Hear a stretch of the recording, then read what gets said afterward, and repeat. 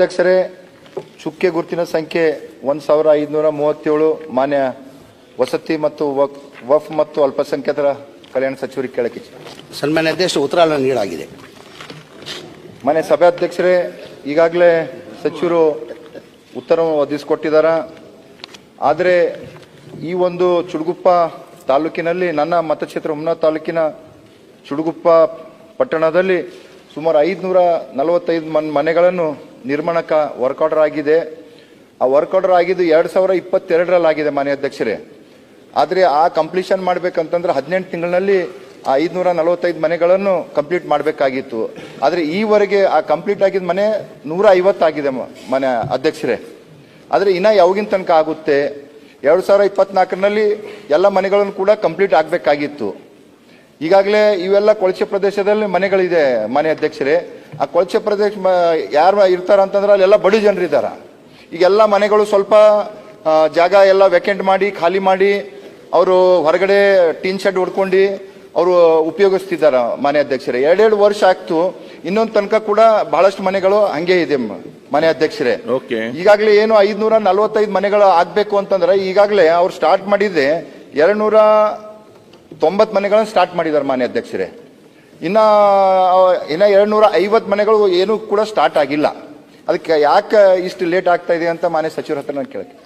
ಸನ್ಮಾನ್ಯ ಅಧ್ಯಕ್ಷರೇ, ಟೋಟಲ್ ಅವ್ರ ಕ್ಷೇತ್ರದಲ್ಲಿ 545 ಮನೆ 2022ರಲ್ಲಿ ಸ್ಯಾಂಕ್ಷನ್ ಆಗಿದೆ.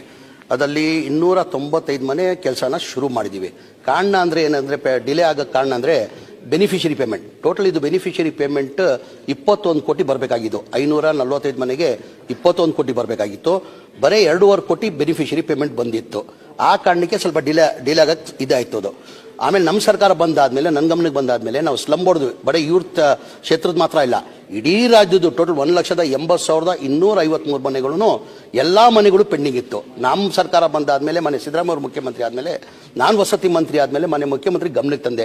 ಸರ್, ಹಿಂದಿನ ಸರ್ಕಾರದಲ್ಲೇ ತಾವೇ ಮುಖ್ಯಮಂತ್ರಿ, ಈ ಮನೆಗಳು ಸ್ಯಾಂಕ್ಷನ್ ಆಗಿರೋದು. ಅದಾದಮೇಲೆ ಒಂದು ಮನೆಯೂ ಸ್ಯಾಂಕ್ಷನ್ ಆಗಿಲ್ಲ, ಒಂದು ಮನೆಯೂ ಕೊಡೋಕ್ಕೆ ಸಾಧ್ಯ ಆಗಿಲ್ಲ. ಕಾರಣ ಅಂದರೆ ಒಂದು ಮನೆ ಕಟ್ಟಬೇಕಾದ್ರೆ 7.5 ಲಕ್ಷ ರೂಪಾಯಿ ಆಗ್ತದೆ ಸನ್ಮಾನ್ಯ ಅಧ್ಯಕ್ಷೆ. ಕೇಂದ್ರ ಸರ್ಕಾರದಿಂದ 1.5 ಲಕ್ಷ ಕೊಡ್ತಾರೆ, ನಾವು 1.5 ಲಕ್ಷ ಕೊಡ್ತೀವಿ. 4.5 ಲಕ್ಷ ಬೆನಿಫಿಷರಿ ಕೊಡಬೇಕು.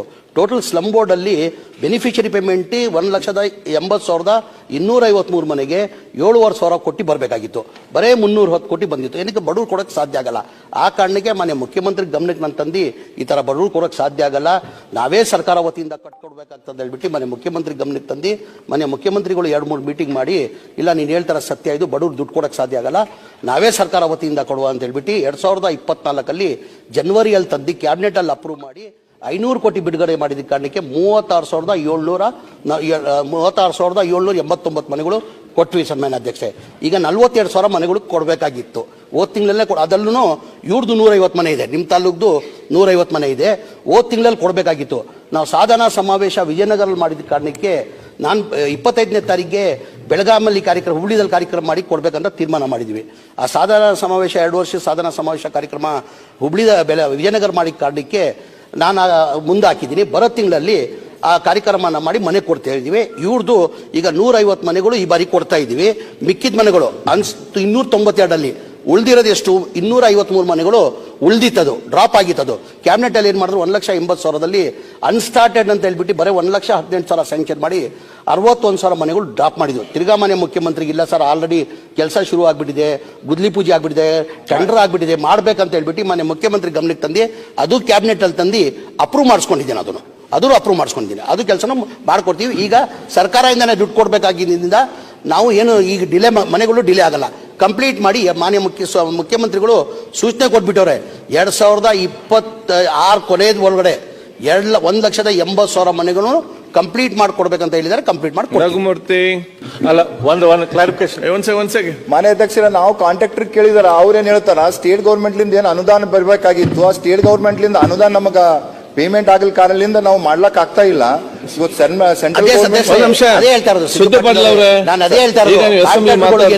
ಪೇಮೆಂಟ್ ಸಿಗ್ತಾ ಇಲ್ಲ, ಸರ್ಕಾರದಿಂದ ಕೊಡ್ಬೇಕು ತೀರ್ಮಾನ ಮಾಡಿದೀವಿ. ಈಗ ಸರ್ಕಾರನೇ ಕೊಡ್ತಾ ಇದೆ. ಏನು ಬೆನಿಫಿಷರಿ ಪೇಮೆಂಟ್ ಕೊಡಬೇಕಾಗಿತ್ತು ಅದು ಸರ್ಕಾರನೇ ಕೊಡ್ತಾ ಇದೆ. 2026 ಮಾನ್ಯ ಮುಖ್ಯಮಂತ್ರಿಗಳು ಸೂಚನೆ ಕೊಟ್ಟಿದ್ದಾರೆ. 2026 ಡಿಸೆಂಬರ್ ವರೆಗೂ 1,80,253 ಮನೆ ಕೊಡಕ್ಕೆ ಹೇಳಿದ್ದಾರೆ, ಕೊಡ್ತೀವಿ ನಾವು.